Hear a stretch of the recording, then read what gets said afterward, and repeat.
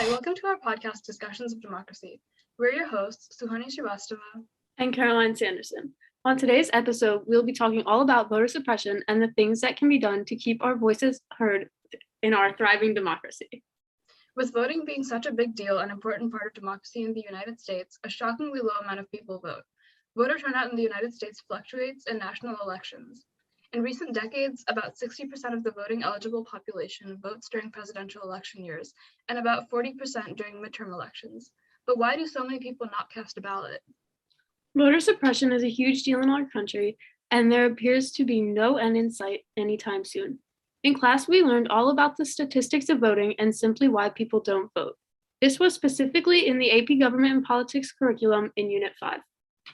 While we have done a variety of research and answered more lingering questions than we could even imagine, our constitutional question going into this project was, do state laws decreasing voter accessibility violate the Equal Rights Amendment of the Constitution, Amendments 15, 19, and or 26?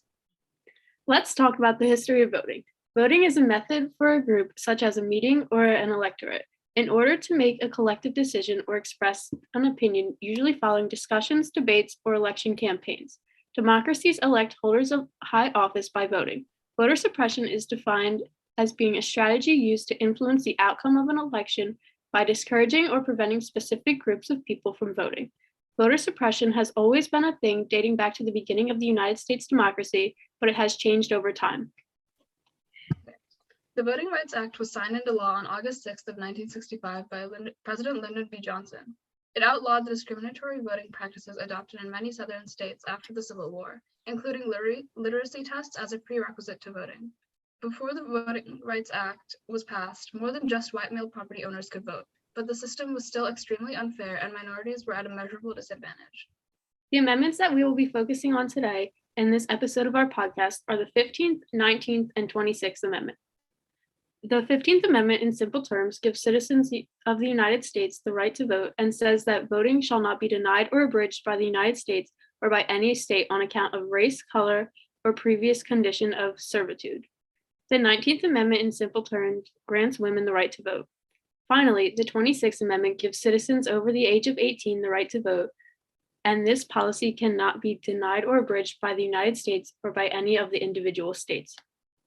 Examples of voter suppression in the past consisted of things such as literacy tests and making polling places rarer and harder to get to if you lived in a densely minority populated area. While voter suppression has evolved and comes in new forms in this day and age, it is still extremely present, and we see it within every election. Examples of current voter suppression include polling places being shut down and making voting harder and a longer process, the hours that people can cast a ballot being shortened, and more. Here is a segment from our first expert interview of Professor Dan Ortiz from the University of Virginia Law School. He will be explaining the certain ways that states take advantage of minorities and prevent them from having a fair voice. In general, it's harder for the poor to vote during the day because they have to work and they have to make a relatively speaking, greater economic sacrifice often to be able to show up at the polls to vote. So things like laws that take away the right to vote on Sundays before the election or on Saturdays by showing up at a voting office or something like that might well burden the poor. There are also, and the poor are disproportionately African American in our country. And in some places there may well be a kind of animus. Legislators may be thinking of trying to disenfranchise or to disempower to some extent, not absolutely, the voting power of particular groups. In recent years, there has been an especially prominent influx in laws surrounding voting, and it has arguably divided our nation on multiple levels. Political parties have taken sides on voting rights, with Republicans tending to favor tighter restrictions surrounding voting and Democrats wanting easier access to it. Voting restrictions and accessibility, however, were not always an area of contention for the parties. In fact, it used to be one of the few areas of common ground between the parties in the 1960s. The 15th Amendment protects the right to vote despite race, color, or previous conditions of servitude, but it also allows state legislatures to oversee elections.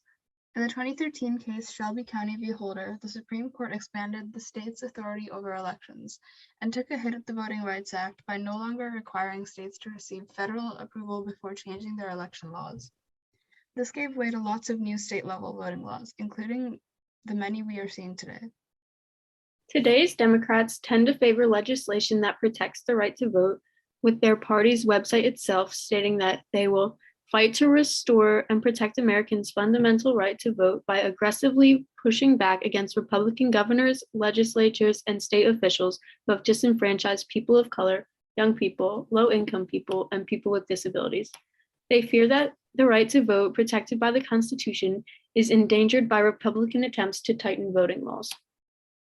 The Republicans see things a little differently, especially following Donald Trump's presidency in the 2020 election, where he claimed that fraudulent voting due to mail-in ballots at the start of the COVID-19 pandemic resulted in a stolen election.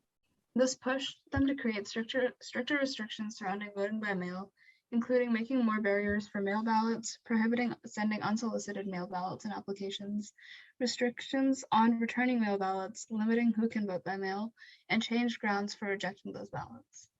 But those claims of voter fraud were completely unsubstantiated.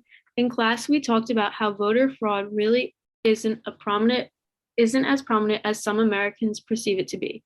Many Americans voted by mail in the 2016 election and in the 2020 primaries, and there has been no proof of widespread fraud, unlike some Republicans would claim. It has been proven over the years that voter fraud due to mail-in ballots is extremely insignificant in the long run of the election, and really only 0.0001% of ballots are affected by voter fraud. But taking preventative measures can't hurt, right?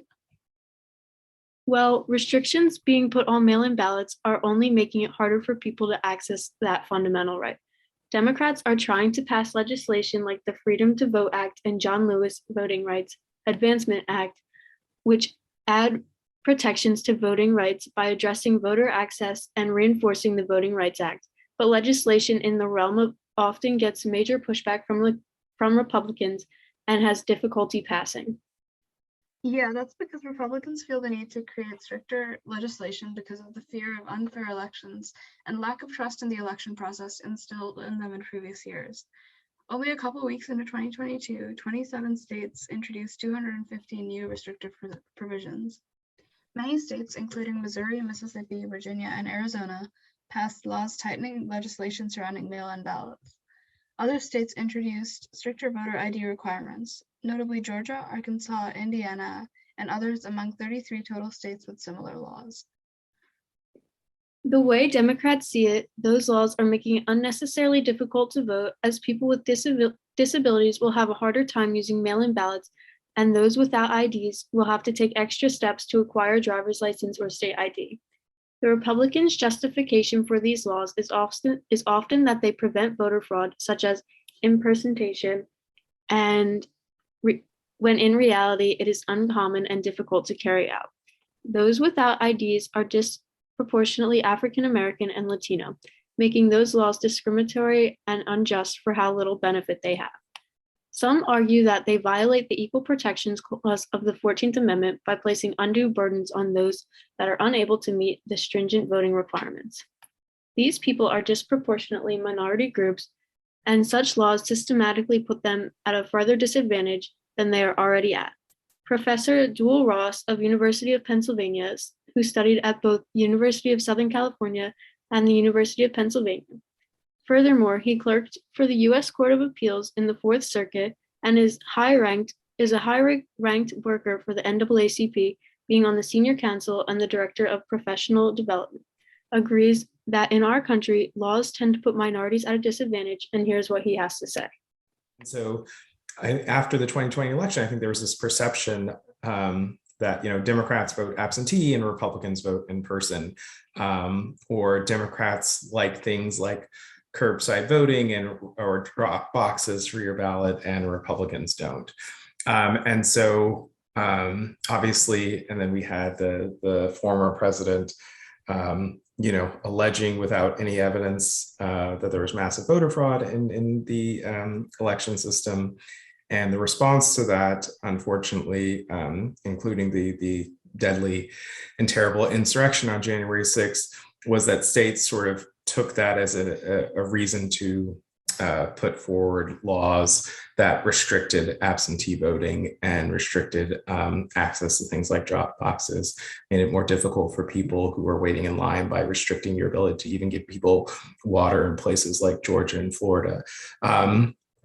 And so, I say all that to say these laws are a response to a problem that does not exist.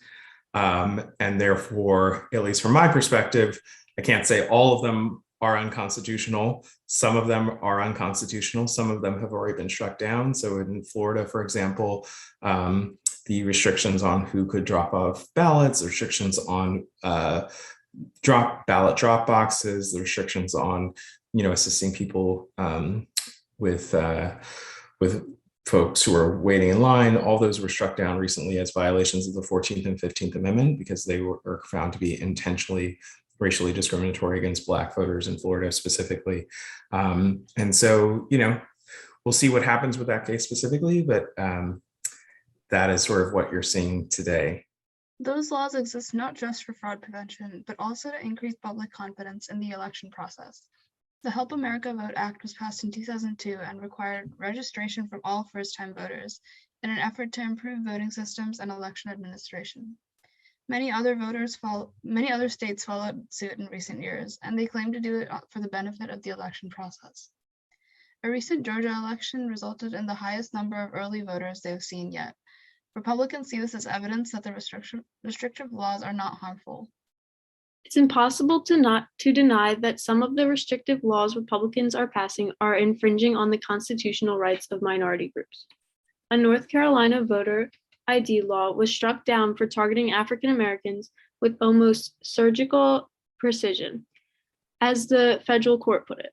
The intention behind these laws is clear. Regardless of some of the extreme ones being struck down, the United States has always tried to disenfranchise African Americans, like with the late 1800s grandfather clause that we discussed in class, which only lets Black Americans vote if their grandfathers could. I do remember discussing that. However, a broader part of the issue is also that Democrats and Republicans just have different ways of thinking about voting. An AP NORC survey revealed that 62% of Democrats believe eligible voters not being able to vote is a major problem, whereas only 30% of Republicans agreed. Republicans simply don't see restricting voting access as much of a threat to democracy as Democrats do. The continuous silencing of marginalized groups through gerrymandering and other discriminatory acts, compiled with modern voting laws, puts them in a vicious cycle of having legislatures that are trying to disenfranchise them, but not having the power to vote them out of office.